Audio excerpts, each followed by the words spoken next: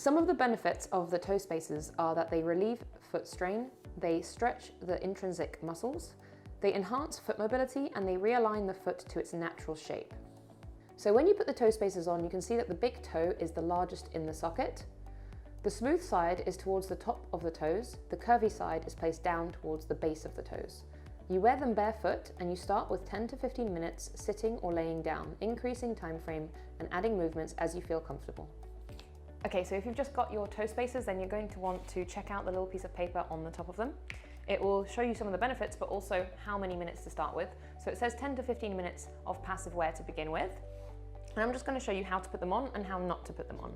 Naturally, you probably want to put them on the other way around, but what you want to do is have the ridges, the little waves, actually pointing down. So when you place them on your toes, they are going to fit nicely into the edges of your toes there. And that way, they're a nice snug fit. How you don't want to put them on is, say, the other way around, is because you can't quite get them to fit snugly, and they're actually more narrow this way around.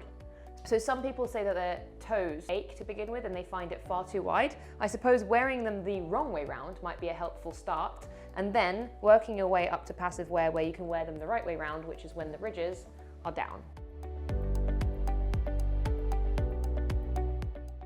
So one thing that you don't really need to do is wear them sleeping, as that is a huge amount of time in one go. I know some people do it, but it is not recommended. You can get a lot of benefits just by wearing them passively to begin with and increasing the amount of time that you wear them, as well as increasing the amount of time that you use them with active exercises.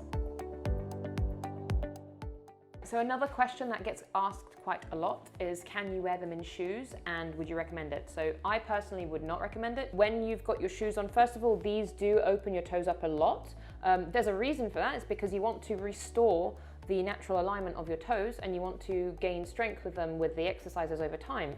But when you are in shoes, you're not really able to use your toes and you're not able to really use that proprioception, and it's not really going to be as wide as it is now. So your feet are gonna have to be squished just to fit into your shoe. And even if you had a wider shoe, you then aren't able to use your toes properly because this is actually in the way. So this is a fantastic tool. I can't recommend it enough, but I wouldn't use it as an orthotic. So I'll just demonstrate now. Just getting my toes into this is doable, but now I do not have full function of my toes. I can't wiggle them as much. I can't even bring my toe up as much. So if you see how my foot is moving, not that much. Whereas if I take this off, I put my shoe on, obviously usually with a sock, I can now move my toes quite a lot more. I don't know if you can see the difference, but I can feel my toes a lot more and I have much more control of my foot. So I wouldn't wear them in shoes.